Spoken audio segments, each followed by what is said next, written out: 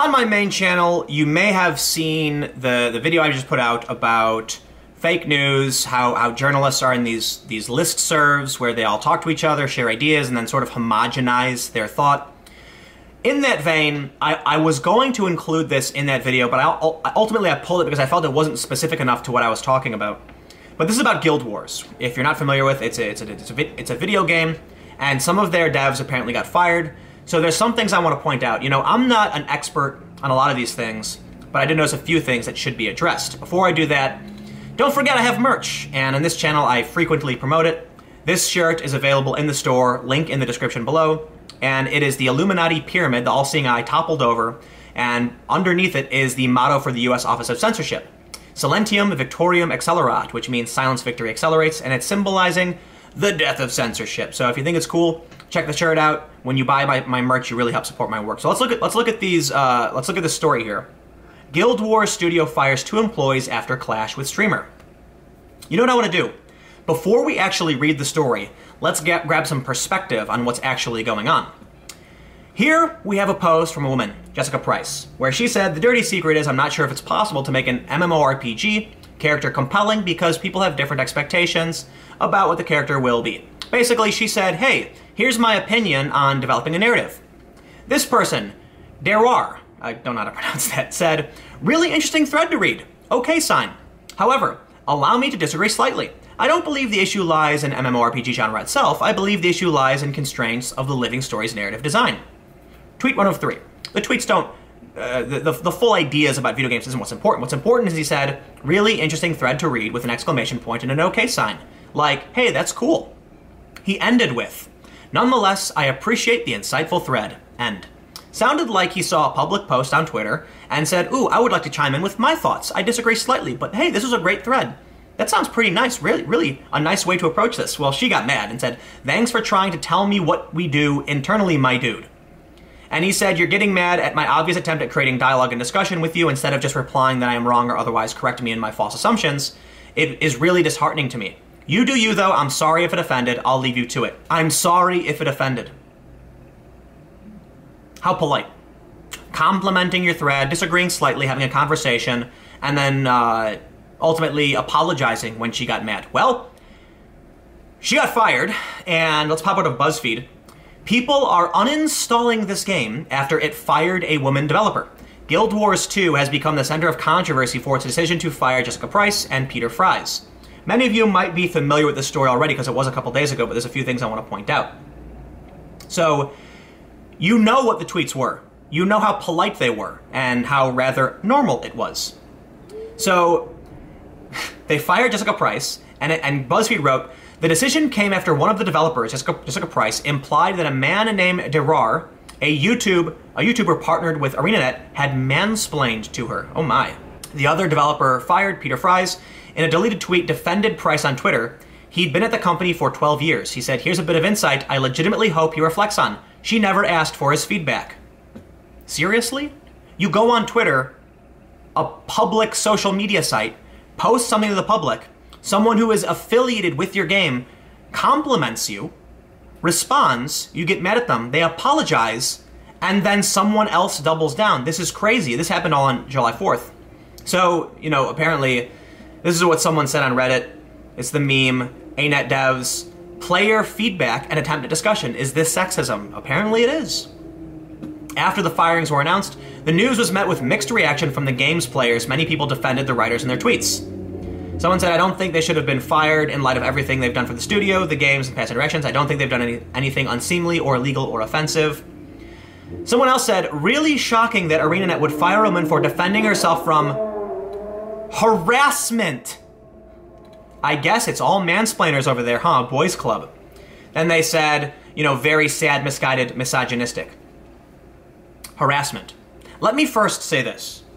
If you make a product and you have a big consumer base, and some of those people in your consumer base are influential, they buy and use your product. If one of your employees starts demeaning or insulting a customer, whether they're on the clock or not, it's really bad for your product. You probably don't want to have those people associated with your business. Now, whether or not they should be fired, I don't know. I think that's a little extreme, maybe a warning. But this ArenaNet said, we're going to fire these people for the way they're treating the community. I actually think that's fair. You know, I don't necessarily agree with it. I don't know what's going on internally. But if they decide to do that, it's their company, and they have to protect their customers, first and foremost, who support the business. Well, now people are saying it's like harassment. And what is really interesting is someone said she's been fired for pointing out an example of condescension she gets as a female game dev. Condescension? The person complimented her and slightly disagreed. If that's the scope of condescending, my God, they're acting like women can't participate in public because it's always going to be sexism if a man wants to have a dialectic, if a man wants to disagree. That's insane and really dangerous for society. Could you imagine somebody being able to go out and say ridiculous nonsense and no one can disagree with them because it would be deemed sexist or racist or whatever? Well, that's kind of what's happening. So others believe the writers deserve to lose their jobs. Of course, a lot of people did, which I think is a bit extreme, but much of the criticism of Price has been compared to that received by women involved in Gamergate. This is BuzzFeed reporting this. When I read this, I said, wait, what? I saw the tweet from this guy. He complimented her. They're calling that harassment? They're saying that's what, like, they're comparing it to what women received in Gamergate? If this is the scope or comparable to what happened with women in Gamergate, my God, is the media narrative total bullshit. This narrative right now from BuzzFeed, it seems like they're trying to just play the middle ground here, but there really is no middle ground. You pulled up some random tweets from random people. It doesn't mean anything. Look, they said it was compared to something, you know, about Gamergate, but they just found this one tweet from someone who said strap in boys gonna be one hell of a ride. It's just one tweet. These media companies do this. I talked about, you know, a couple days ago. They find a few random tweets and act like it's the whole world. And I guess it helps them push this narrative. But interesting enough, over at The Verge, they also say something similar. Let me see if I can find this here. Although many fans are comparing this to something like working in a restaurant, be polite to the customer or get fired. Yeah.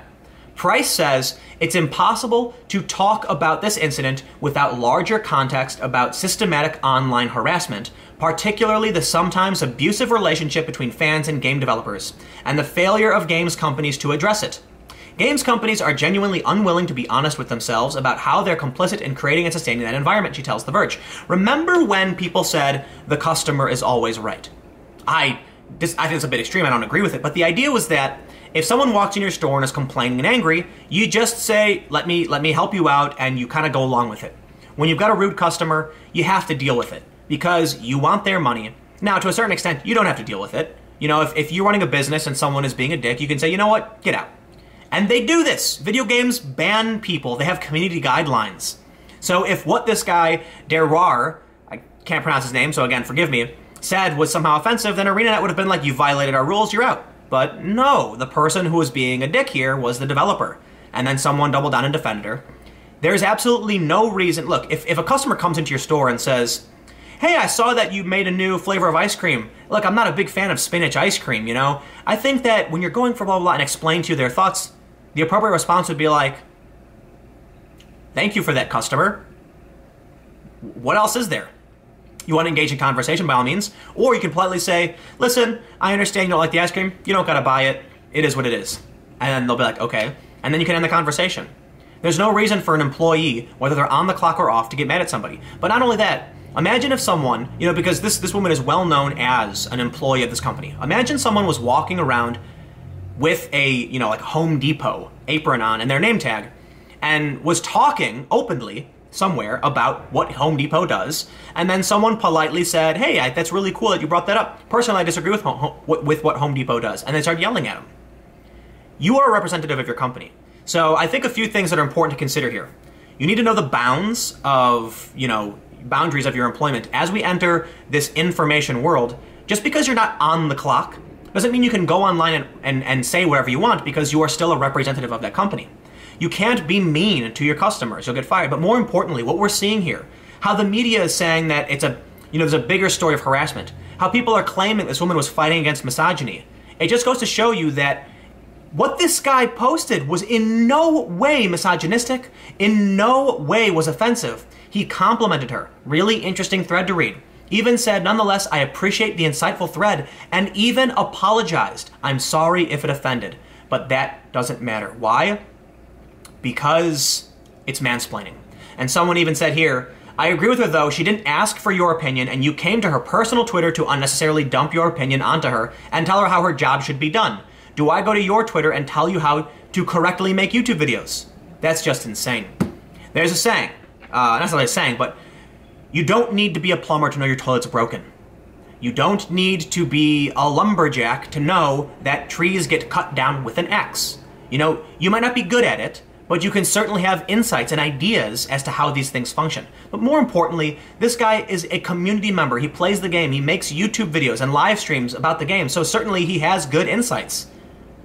This is an example of the narrative gone crazy. And you know what I will say before I end this? I'm going to end this real soon. These people need to be careful. Because if you can clearly see the person apologizing and complimenting the dev, but they're claiming that's mansplaining, it's sexist, and it's misogynistic, their narrative is on thin ice. Because regular people can see this too. It's one thing if someone's mean to you. You can say, see, look, they're being mean. It's another thing when the person is polite and is complimenting you and apologizes to you.